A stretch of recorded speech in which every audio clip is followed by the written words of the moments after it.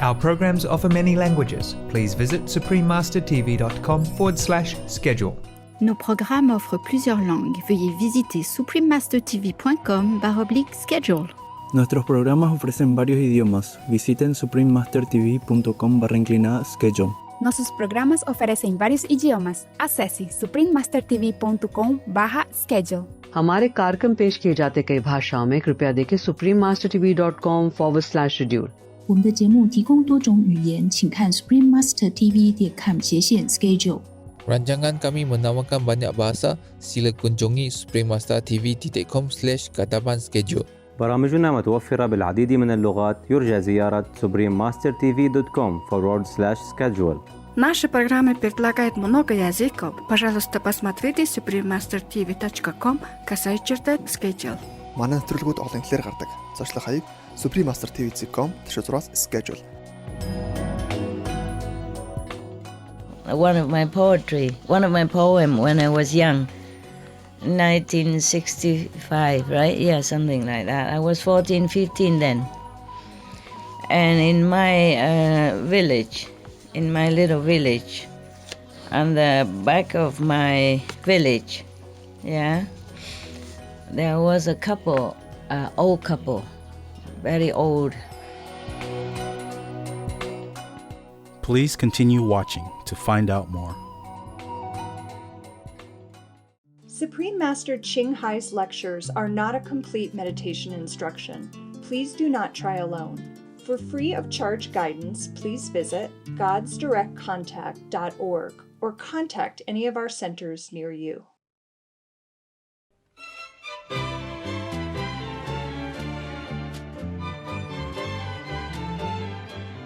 Today's episode will be presented in English with subtitles in Arabic, Aulaxese, also known as Vietnamese, Chinese, English, French, German, Hindi, Hungarian, Indonesian, Japanese, Korean, Malay, Mongolian, Persian, Polish, Portuguese, Punjabi, Russian, Spanish, Telugu, and Thai.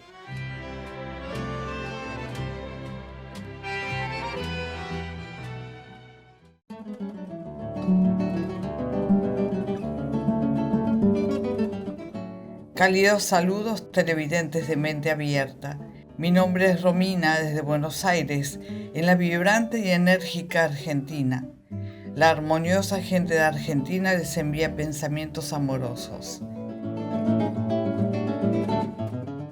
Argentina, el hogar del popular tango, se encuentra en el sur de Sudamérica. Su nombre se deriva de la palabra latina argentum, que significa plata.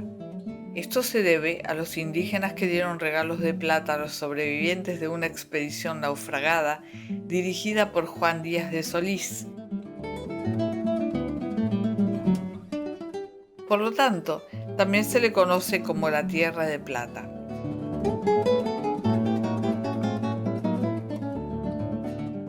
Es un país lleno de magia y leyendas, una tierra sagrada que es un crisol de culturas de muchas razas, fomentando la coexistencia pacífica y la comprensión mutua de las diferencias culturales.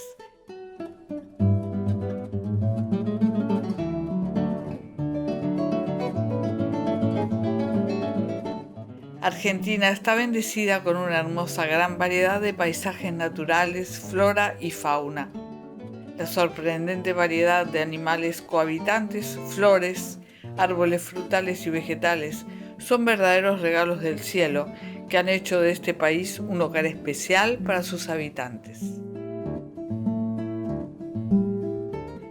Gentiles televidentes, es un privilegio compartir con ustedes un vislumbre de la musical argentina.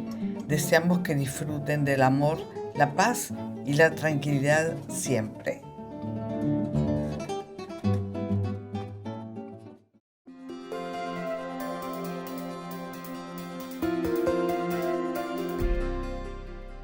Durante más de 3 décadas, la maestra suprema Ching Hai ha iluminado nuestro mundo con sus enseñanzas divinas.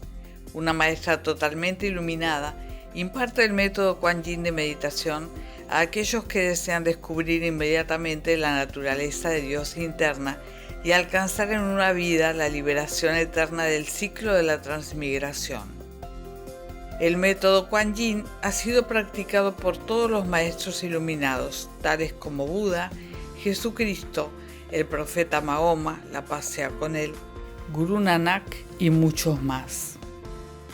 Ella enfatiza que si siempre recordamos a Dios, ofrecemos servicio desinteresado a otros y seguimos las leyes del universo, alcanzaremos nuestro potencial más elevado como humanos y comprenderemos verdaderamente nuestro propósito en la Tierra.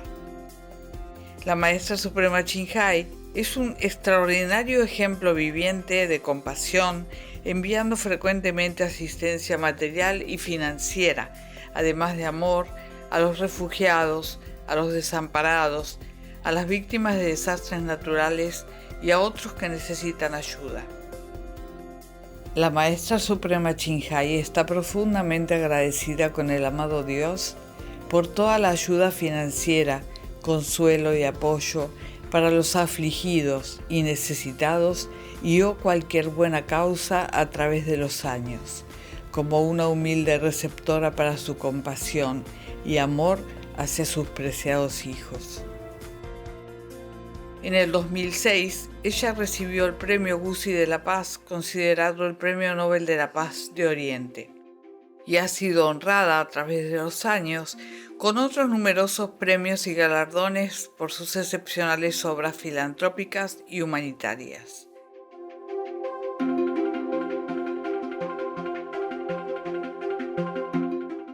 Una verdadera voz para nuestros preciosos amigos animales.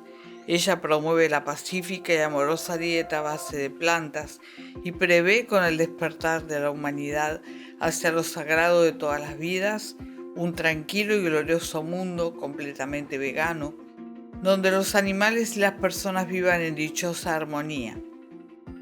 Sus iniciativas para difundir la tendencia vegana son diversas y han incluido la distribución del volante de vida alternativa, la cadena internacional de restaurantes veganos Loving Hut, Supreme Master Television, además de hablar regularmente con influyentes líderes de gobierno y medios de comunicación y participar en conferencias televisadas sobre el cambio climático, tanto si somos conscientes de ello como si no.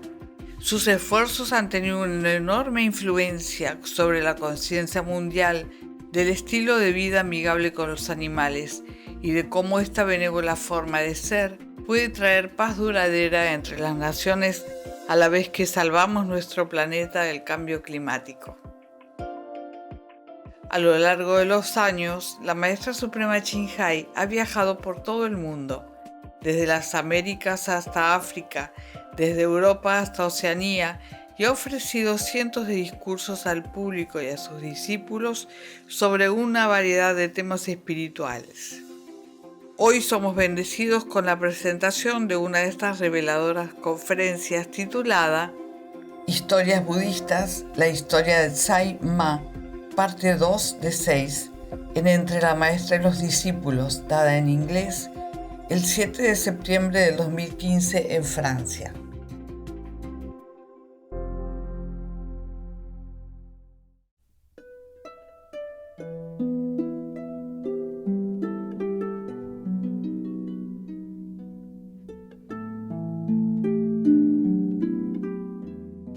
Even when I bought this house, I was thinking European people can come, when once a while, when they're fed up with city life, with the smoking car and noise, so they can come here. I have big garden, they can camp sometimes. But then I think now that was a crazy idea. That was many years ago, Now European also bigger. I don't think my garden is enough even for one city group, one center. My garden is shaking already, thinking, Master, what are you saying? So scared. Please. Please, you know everything, Master, don't do this. And then they don't know that you're coming. They didn't know. Yeah. Yeah, anyway. We're okay, aren't we, yeah? Yes. Yeah, think of the refugees. How lucky we still are, no? Yes. Yeah. I always thought of the refugees in the war-ravaged country all the time. All the time. Not just today, yesterday, and the day before, but all the time. I was always thinking, imagine how they had to live, you know? Now summer is not too bad, but winter, sometimes they come in a strange country and they have no walls around them. Just a plastic sheet on top of their head, that's it. No cover around even, and children walk bare feet on the snow. And the mother has to use the snow to wash them.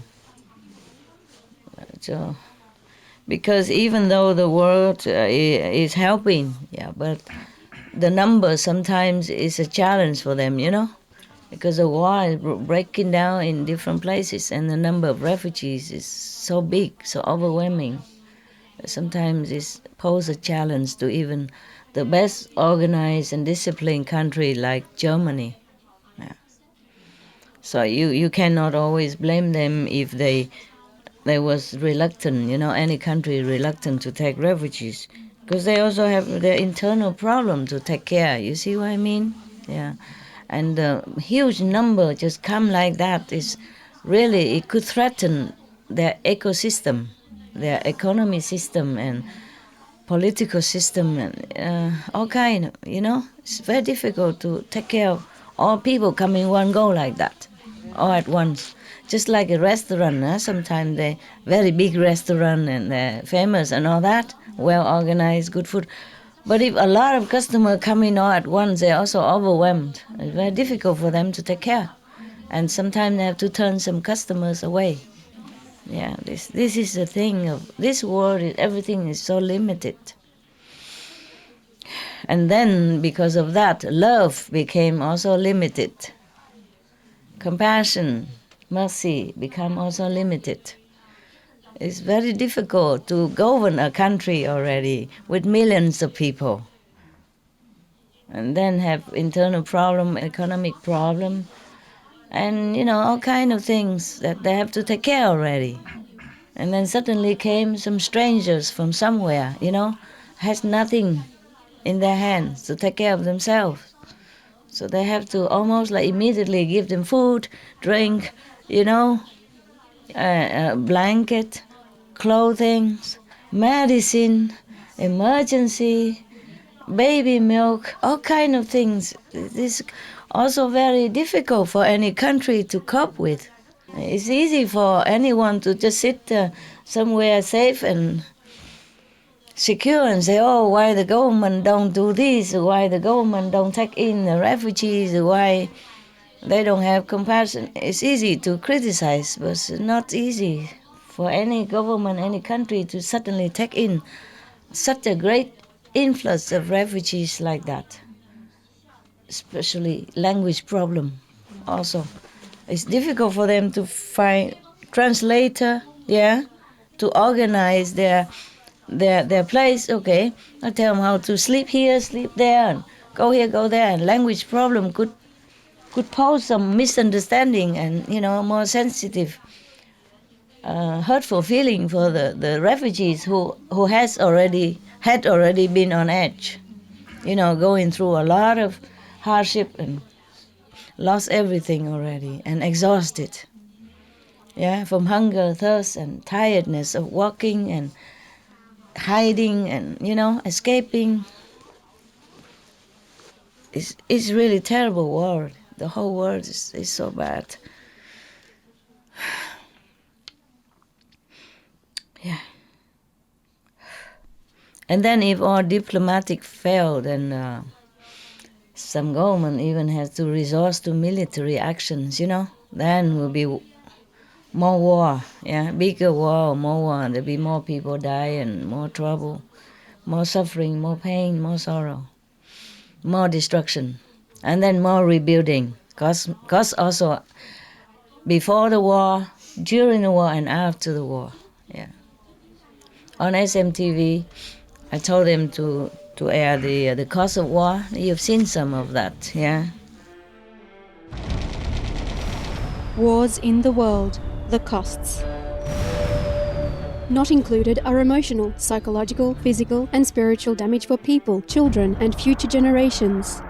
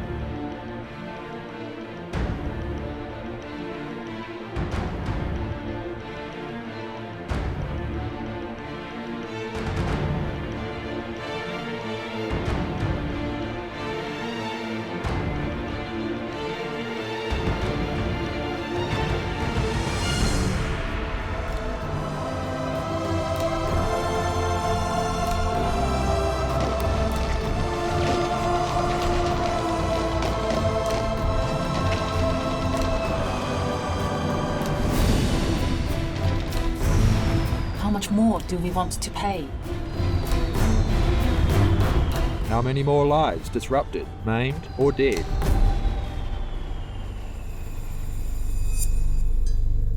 How much more loss and suffering do we want to see? How much do we want peace?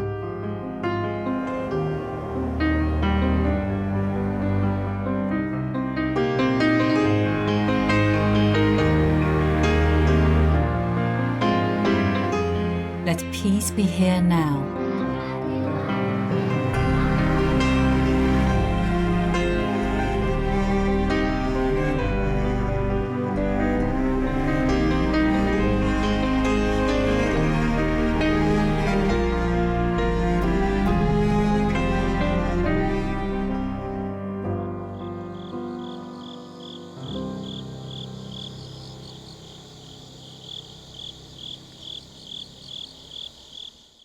Not just humans' life, but economy. Yeah, whatever we all been saving and earning and building up, and then because of war, we're gonna lose it. And lose more. And take long time to rebuild everything again. Okay, I'm going to read you a story, huh? I think this is the last story of this book. Other story are maybe not so suitable, so I don't want to read it. Some are too bad. Okay, this is a story about a person named Sai Ma. We should really thank the past masters, monks and nuns and scholars who has take time to record what the Buddha is teaching after the master's nirvana, and also for the past and present persons, lay or monks or nuns who has really dedicated themselves, sacrificed their time and precious health or under any difficult situation to translate this so that I can read it to you. And we have to thank them. And may they be blessed forever by all the Buddhas, past, present, and future. May their merit be immense. May they be liberated forever. Thank you.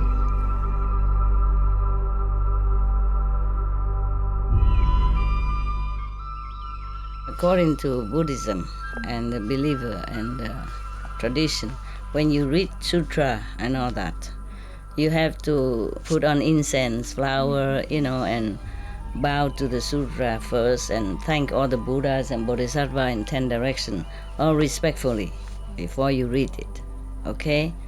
And then you cover the Sutra also with silk or, beautiful cloth, and I just make it more popular. Yeah, more easy, simple. And I apologize to all the Buddha. I say if I done something wrong, according to the tradition, my heart is full of respect. It's just that I cannot always do that. So please, all the sin, whatever I've done wrong, is all on me. At least other people, they hear the names of the Buddha, according to the Sutra, they will get benefit. Yes.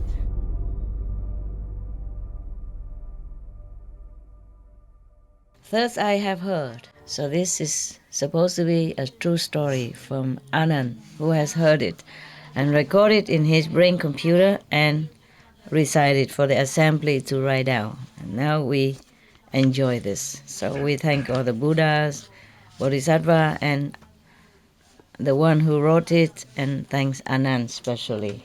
Anand, reverence Anand specially. Beautiful monk. Okay. Thus I have heard. One time the Buddha was in the country of Rajagariha at the Bamboo Grove Ashram with countless disciples. Yeah. Monks, nuns, and lay people and followers. Yeah.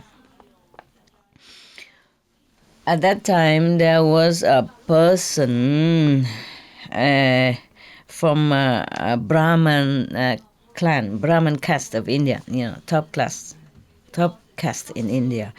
Even then, he's very, very poor. Yeah. Even top caste, what for, huh?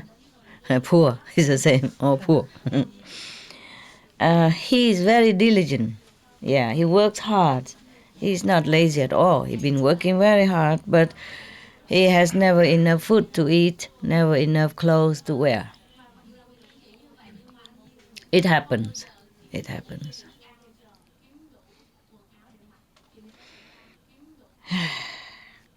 It happens. I knew that. I just gave this lady, the Vietnamese lady, a poem because she didn't know what it is. So one of my poem when I was young, 1965, right? Yeah, something like that. I was 14, 15 then. And in my village, in my little village, on the back of my village, yeah, there was a couple, old couple, very old. He must be like 60 more, almost 70. His wife looked younger, but they were old people. And they live in such a little thatch hut, which is attached to another house, somebody else's house, that they let him stay in one side of the house, the thatch. The thatch hut with just a door on the front and a door on the back. Inside there, just a cot, a rickety cot. And in the little corner of that hut, there was just 3 stones put together, and then they can use dry wood to make fire to cook. And I see just maybe 1 or 2 pot and pan. That's it, nothing. Pot, a couple of pots to cook things. But whenever I went there, I saw only coal. I don't see any sign of newly made fire. Probably they couldn't cook so often, yeah. And the woman and the man don't have any furniture in the house, just that. And whatever they have, they wear it on their body, and maybe just a tattered blanket, that's it. So I made that poem for them, but they never read it. Of course, I was shy. I never thought of giving it to anybody. I wrote it all for myself. I wrote it because I felt like writing. And if it come down, I just write and finish. Mostly I don't recheck or redo again. If I knew now my poem became famous, I would have been more diligent. Try to polish, choosing a more elegant word or whatever, changing here and there. I didn't do it. Can you give it to me again? I wrote it 40-some years ago. My God, am I getting old? And I forgot, I translated for you, huh? They translate already, This is in the book called Pepper and Gold, the poetry book of Pepper and Gold. Pepper, yeah, stone and gold. They translated some of them on SMTV. They told me, is that correct? Yeah, but I didn't know. Last night I read it. They did very well. It's just that they cannot truly express what in the Vietnamese is supposed to mean. Okay, I'm trying. It's simple English. It will not be rhyming. Okay, it's just like okay. I probably do it one by one, but there are some I cannot. I don't know how. Okay. Even the bamboos and the banana bush, the banana tree, banana bush, banana, huh? No, not tree. It's not a tree. It's not a bush. What is it? Huh?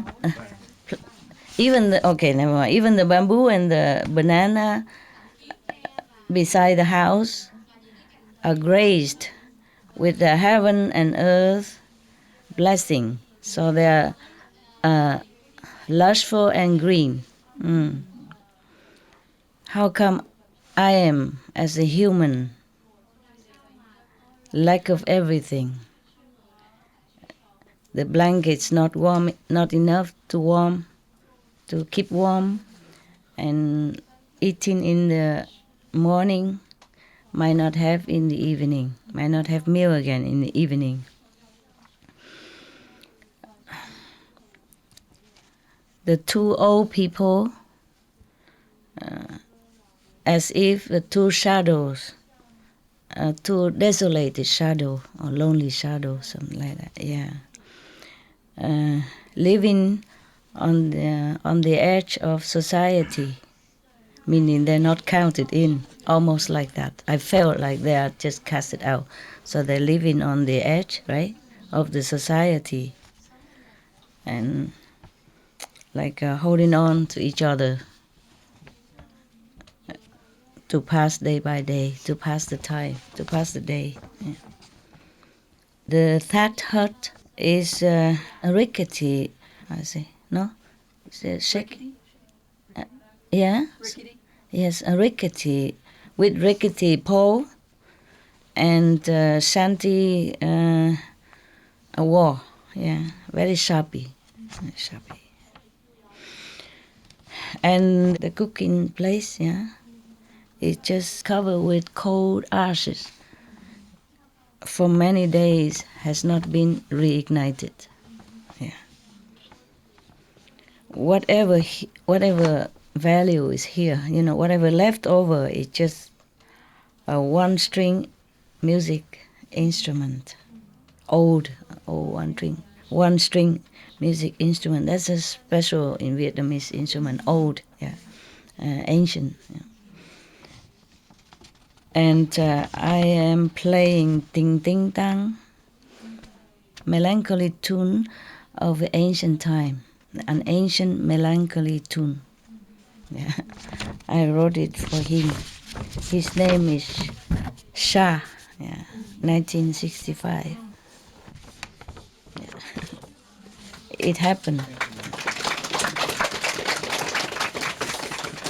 This person, how come there's another one here? Okay, this person that I wrote the poem for, he was very diligent.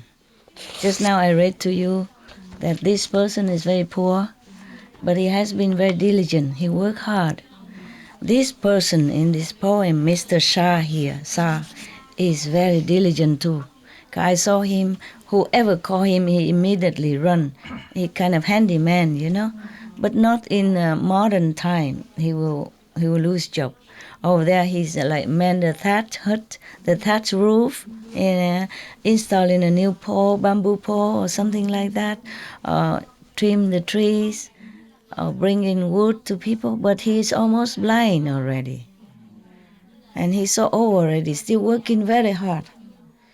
So it really could happen to people like that. Not like they are lazy or anything. It really could happen. But he played very beautifully. One time he came to fix something for my aunt's house. You know, my house is here, my aunt's house is there. My grandmother lived in the middle. We also in simple houses, nothing luxury or nothing like this even. And one time he went there and he fixed something and then he brought, I don't know, maybe my aunt asked him or something. Or he just wanted to offer it because my aunt was kind to him. My aunt was, she owns a jewelry shop. Yeah, her sons and working to make jewelry, gold and stuff like that, yeah. And maybe she was kind to him, so he brought his one-string instrument, the only valuable possession he has. He brought it there and he played for us. He play and we children also sit around and listen. He play and he sing as well. He sing very sad song, lamenting almost like what's in here. Yeah, so I wrote the poem, but I should have given it to him. But I was a child, you know. I never give any poem to anybody except one time. Well, I tried to sell it so that I can go to college or something in Vietnam, you know, travel or something. One time one of my cousins discovered one of my poems and they laughed so much and make fun of me that from then on I hide it. I would never ever give it to anybody again. Understand? And now all of you like my poem. Isn't that funny? Something bad to somebody is good to somebody else. So we never know what is good, what is bad. Yeah. Even I was young, but I had a lot of sympathy. I also helped him sometimes, as much as a child can think of, you know. Sometimes I take some food, rice, and give it to him, But more I could not do, you know, because if my mother knew, she would scold me for being busybody, My mother is very kind. It's just that she has to take care of the whole family, you know. My father is not always at home. So being a practical woman, you know, she has to take care of whatever she earns so that the children will not go hungry and begging or being poor like that. So can go to school and everything. You understand? Yes. Yeah, keep the family's honor, reputation as well. Yeah, not that she's bad. She's a very good woman. She worked very hard. She took care of all of us, Without her, I think we would not have been the way we are. And she sings to me all the time. She sings lullaby. She read poetry. She sings poetry, Maybe I inherit that. So I made poetry since I was 7 already, There are some I made at 8, 9, 10, but I lost them. I don't remember. And one of it, I think one of the neighbors stole it. I asked for it back. He said it's his. I said, no, it's mine. I wrote it. I knew it. Please return to me. No, he doesn't. I lost some more because of the war, keep moving around, and I lost many things. I can't remember everything. Just some I found it, but some are not. Yeah. So some I found it when older. When I was older now, you see, the poem when I was 7, I remembered it well because it's very short. It's about Vietnamese New Year, yeah, just a few sentences, and I remember. Many others longer, I don't remember. But these are kind of older. When I was older, I moved to a safer town, stay longer, and somebody kept it somehow. Yeah. I was given an audience with the Prime Minister at that time. He gave me one of his poetry book and signed.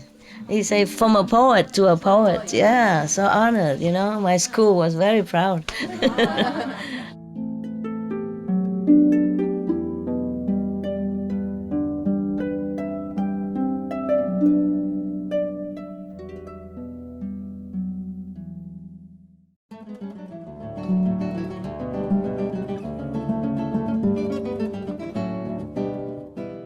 Nobles televidentes, gracias por acompañarnos en el programa de hoy titulado Historias Budistas, la historia de Sai Ma, parte 2 de 6, en Entre la Maestra y los Discípulos.